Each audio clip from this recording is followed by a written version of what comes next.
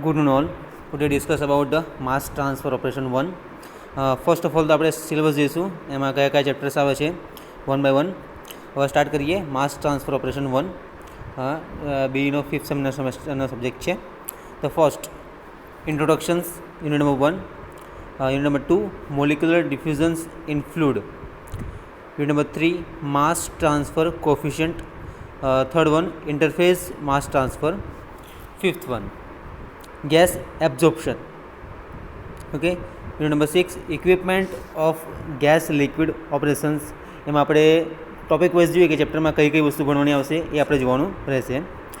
દેન after unit number 7 liquid extraction.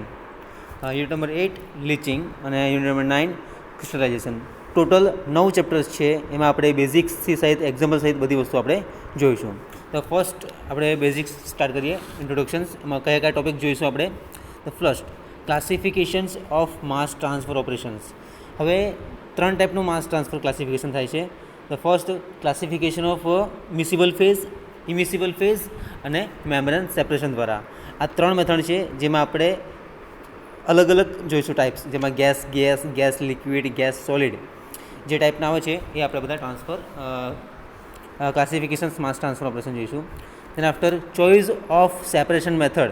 હવે choice of સેપરેશનની method આવશે, એમાં આપણે how to choose a solvent, એ ચોઇસને કઈ રીતે કરીશું એ બાબત આપણે જોઈશું. Okay. Then after method of conducting mass transfer operations.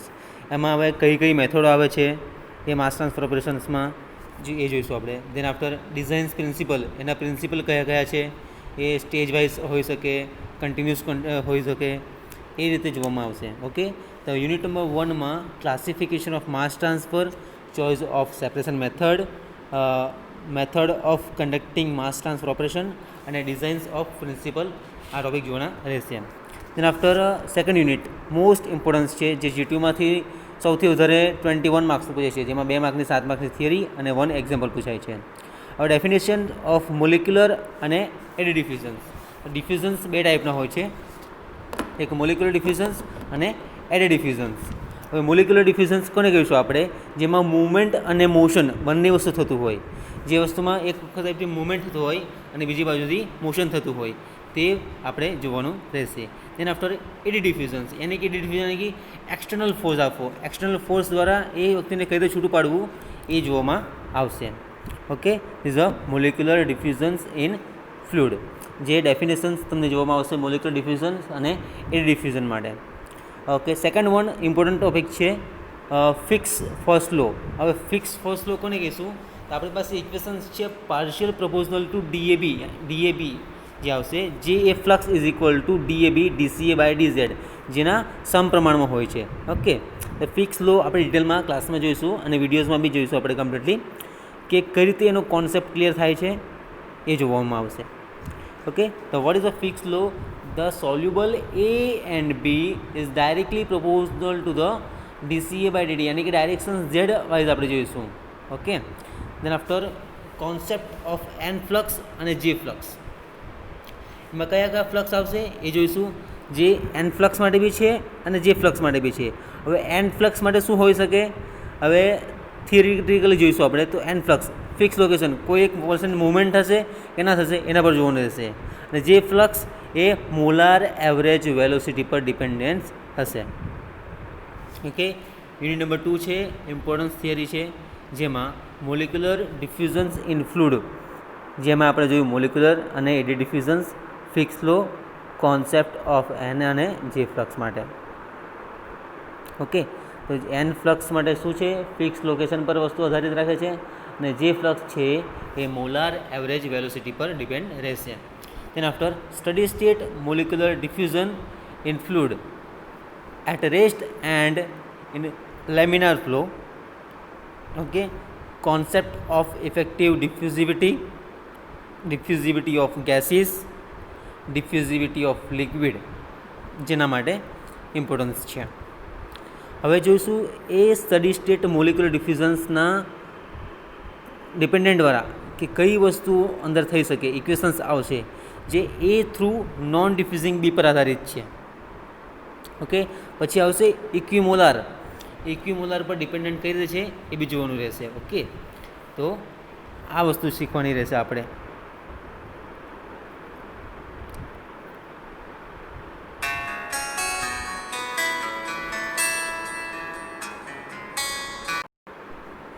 Okay, તો આપણે આ વસ્તુ જોવાની છે જેમાં કોન્સેપ્ટ ઓફ એન ફ્લક્સ અને જે ફ્લક્સ, જે steady state molecular diffusions in fluid at rest and it laminar flow પર ડિપેન્ડન્ટ છે. Okay, concept of effective diffusivity of gases અને ડિફ્યુઝિવિટી ઓફ લિક્વિડ, જેના એક્ઝામ્પલ બી આવશે અને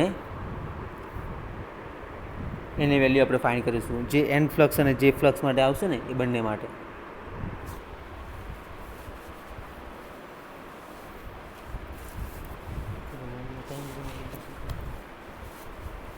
okay, the next mass transfer coefficient. હવે mass transfer coefficient in a laminar flow, A laminar flow પર કઈ રીતે ડિપેન્ડન્ટ છે એના ઇક્વેશન્સ આવશે એ જોવાના રહેશે આપણે. ઓકે, તે ડિપેન્ડન્ટ કોના પર રહેશે?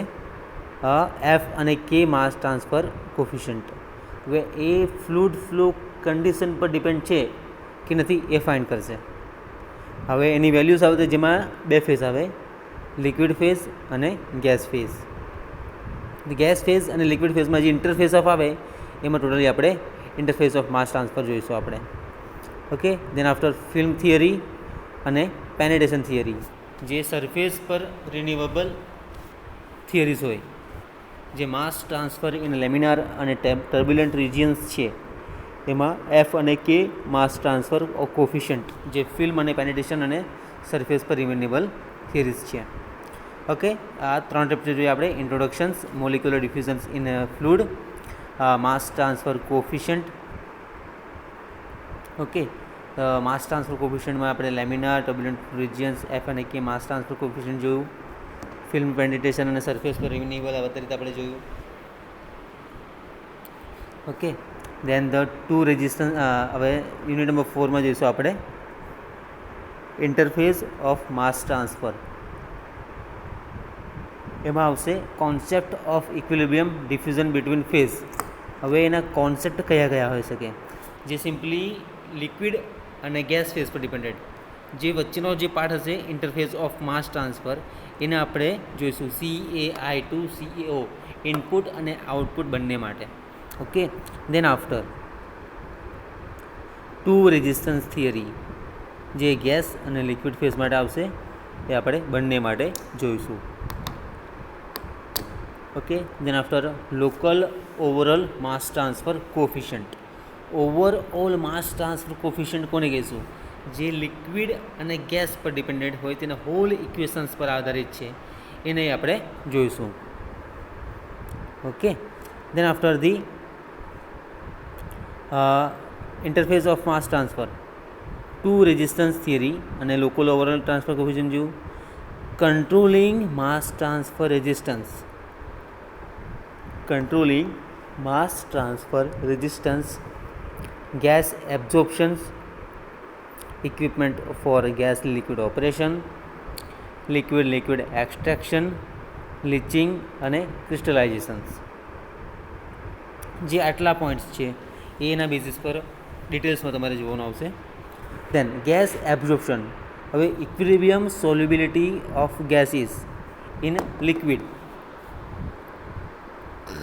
Ideal non ideal solution, choice of solvent for separation absorption માટે, material energy balance and liquid gas ratio, જેમાં ટોટલ ગેસ રેશિયો બી આવશે, મિનિમમ લિક્વિડ ગેસ રેશિયો આવશે અને મેક્સિમમ ગેસ રેશિયો આવશે. એ આપણે બંનેમાં જોવાનું રહેશે. Okay, then counter current multi stage operation, isothermal absorption factor, continuous concept equipment, overall coefficient and transfer unit, concept of HTP and HTU, heat transfer, height of transfer unit and number of transfer unit. એ આપણે ડિટેલમાં જોવાનું રહેશે.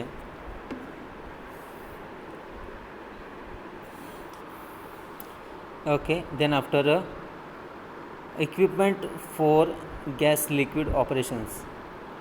હવે કયા કયા equipment use થાય for a gas liquid operation માટે એ જોઈશું. ફોર ગેસ એબ્સોર્પ્શન માટે જોઈએ આપણે ગેસીસ, લિક્વિડ, આઈડિયલ અને non ideal solutions. Choice of solvent for absorption માટે, material balance and liquid gas ratio for absorption and stripping counter current multistage operations માટે છે. Absorption factor, continuous contact equipment, overall coefficient and transfer unit, concept of HTP and STU. GH factor માટે છે, industrial absorption માટે છે, dilute solution absorption with chemical reactions માટે છે.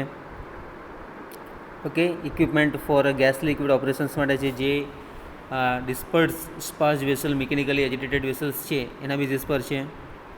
Dipping, coning, weeping, dumping, pack tower અને tray tower જેના પર dependent છે એ ધ મિકેનિકલી એજિટેટેડ વેસલ એ કયા આધારે મિક્સિંગ થાય છે, કયું મિક્સિંગ એનું યુઝ થાય છે એના પર છે. જે ગેસ ડિસ્પ્રેડ કરે છે એમાં sparge vessel, mechanically agitated vessels, gas liquid contact, tray tower internals, different types of trays, weirs, downcomers and criteria of their selection, flooding, loading, coning, weeping, dumping. Tray tower જે સેટિસ્ફેક્ટરી ઓપરેશન્સ છે, જે drop પડે છે એના પરથી કઈ કઈ વસ્તુ આવે, જે ડમ્પિંગ, કોનિંગ, વિપિંગ એના પરથી જે આવે છે અને કાઉન્ટર સિચ્યુએશન્સ થાય છે. Okay, then after the pack tower અને ટ્રે ટાવર બંનેમાં ડિફરન્સ શું છે? પેક ટાવર અને ટ્રે ટાવરનો ડિફરન્સ હવે સિમ્પલી જે ગેસ ઇનલેટ અને આઉટલેટ માટે યુઝ થાય, કન્ટિન્યુઅસલી ઓપરેશન ચાલે. જે ટ્રે ટાવરમાં સ્ટેજ વાઇઝ ઓપરેશન્સ હોય અને પેક ટાવરમાં ડિફરન્ટ પેકિંગ્સ હોય એના પર આ વસ્તુ નિર્ધારિત રાખે છે. Okay, then after unit number 7 liquid extraction. જે લિક્વિડ એક્સટ્રેક્શન્સ છે એમાં 2 જે ઇમિસિબલ લિક્વિડ હોય જેના 2 લેયર કમ્પ્લીટલી થતા હોય. ઓકે, સિમ્પલી આપણે એક્ઝામ્પલ લઈએ એસિટિક એસિડ, વોટર અને બેન્ઝીન. જે લેયર માટે યુઝ થતું હોય એના માટે એ જોઈશું આપણે. Okay, this a part of the liquid extractions. એમ આપણે ચોઇસ ઓફ સોલ્વન્ટ પણ જોઈશું, સિંગલ સ્ટેજ, ડબલ સ્ટેજ અને મલ્ટી સ્ટેજ માટે પણ જોઈશું. Okay, then after the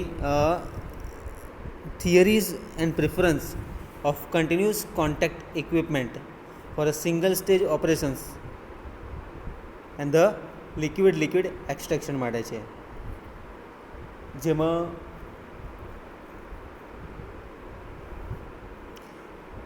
simply બોલ મેન એક્સટ્રેક્શન આવે. ઇક્વિપમેન્ટ એના સ્ટેજીસ કેટલા છે, multi stage, counter current extraction માટે બંને માટે યુઝ થાય.